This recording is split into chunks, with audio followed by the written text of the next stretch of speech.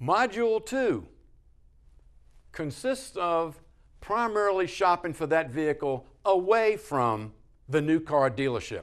So we will now stress what goes on at a used car dealership, where they may have 10, that's the minimum, or maybe 100 or several hundred vehicles out on the lot for you to look at, to take a test drive, to determine what used vehicles. Remember, 15,000 miles per year are the average miles driven by the average consumer or driver of a vehicle. So we're talking about a used car dealership. We're going to use the part of the ID to describe them. ID, independent dealer. The new car dealerships we spoke of earlier in module earlier will be all about the new car dealership, or D. ID is independent dealership. You can see that on the license plates when the cars that are being test driven are in front of you in a traffic lane. So we're mainly concerned today at this point with used car dealerships, the APR, annual percentage rate, because they're going to offer you much the same opportunities that you would receive at a new car dealership. So they would sell that warranty that guarantees you that they will take care of any part of that engine, any part of the transmission, or any other system in the vehicle that is in need of repair over the course of time. That would be concerned with the limitations printed on the warranty. And you must read the warranty in order to know what is involved, what it covers. Sometimes they don't cover electronics, which of course, again, would be sensors, modules, and circuit boards. Now, moving along, they have a business office. They'll be happy to talk to you about what it takes. They'll look for financing, and they'll also try to find a place for you to have your insurance if you are not insured already.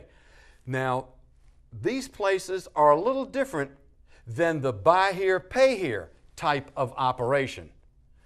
They sell used cars as well, but these are for folks that are challenged with their credit. So they will have to be faced with a higher interest rate. Maybe a used car dealership or a new car dealership that might offer you a very low percentage rate, 2, 5%, something like that. A buy here, pay here lot may require as much as 15 to 20% interest, a very high APR when you purchase your vehicle at a buy here, pay here lot. And they will sometimes offer you the opportunity to pay with them per month. And that's a good opportunity for those folks that have some challenges on their credit. Another place, other than say grandma or grandpa will give you their car or a hand-me-down car from mom or dad, that's another place, of course. But covering the very last and a very important place would be private party. Now, these online places that offer to buy cars from you and offer to sell you cars, and you have to be very cautious with carrying cash to look at a vehicle that you've looked at online, because it might not wind up being a very pleasant business transaction. So when you buy a car private party, you must be aware of what is going on with that vehicle. In other words, it must be up in the air to look for things like rust and leaks.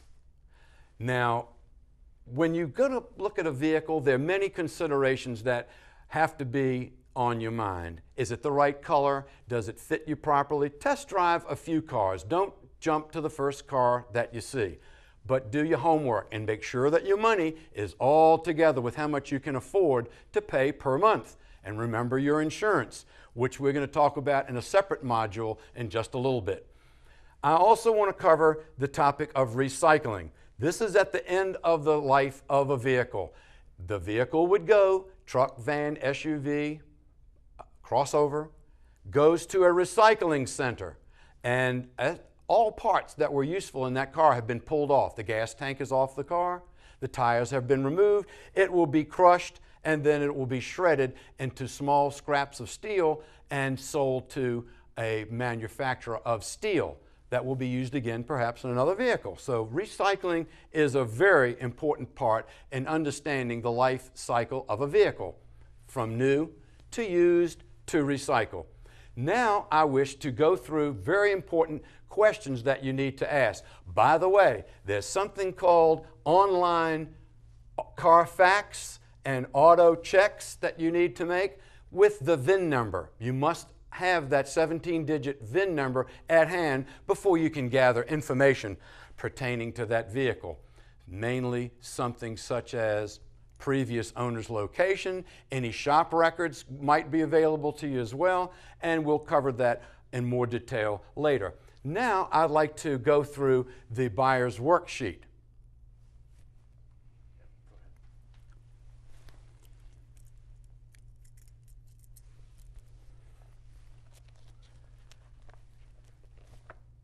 Reading from the buyer's worksheet, everyone will be able to have a copy of this from your teacher. They will give you, each copy will be a car, a truck, van, SUV, or crossover. After you have looked at each vehicle and written down all pertinent information that you may be able to get over the phone, that's usually the case. You would want the owner, his name, the telephone number, the name and address where the vehicle is located, and a quick description, make, model, year, color, and the asking price. Always try to negotiate, because sometimes a person will be firm on their price if it has just been offered recently. If the car's been for sale for a period of time, they may be negotiable. You're going to need to know whether it's an automatic or a manual transmission. The 17-digit VIN number must be written down, 17 digits or characters, letters and numerals. I'll also tell you the trim level in a car. That is to say, on trim level, what actually would be the equipment. Sunroof, wheels, alloy wheels. Further on, it could have special radio, APS. The odometer reading must be listed there, and also the Virginia State inspection, if it's a Virginia State car. And how many previous owners? Why are you selling the car is a very important question. And does it have an owner's manual? Yes or no? If not, you must have an owner's manual so you can see all of the various operational aspects of the vehicle. Does it have keyless entry? Do you need a key or can you click? Service records are very important. Sometimes that's available by auto check or Carfax. Now, there's a book that may be with the vehicle, and stamps are included. Stamps saying per visit to the dealership, service center, what was done, what information would you have on that? Well, it's all stamped in the book. And all mechanical aspects of the car, are they in working order? Very important to know that. Does that sunroof slide back and forth? Because if you don't use it, you'll lose it. Okay, all other areas, cruise control and power seats, etc. The radio, and does the air condition blow ice cold? And let's see the condition of the tires. You need to denote that. Let the person tell you over the phone, when you have the owner on the phone, do you have the title in hand? Must have that before you can buy the car. And new, very good, good and fair, the conditions of the tires. And you do not want to ever purchase a vehicle where there is smoke or pet odors, because it doesn't get any better and they cannot be removed. And you're looking for dents and dings and signs of rust and scratches and things such as this. And to get that car looked at, you must have an ASE certified technician with you to get the vehicle up in the air as indicated here, to look for rust and leaks.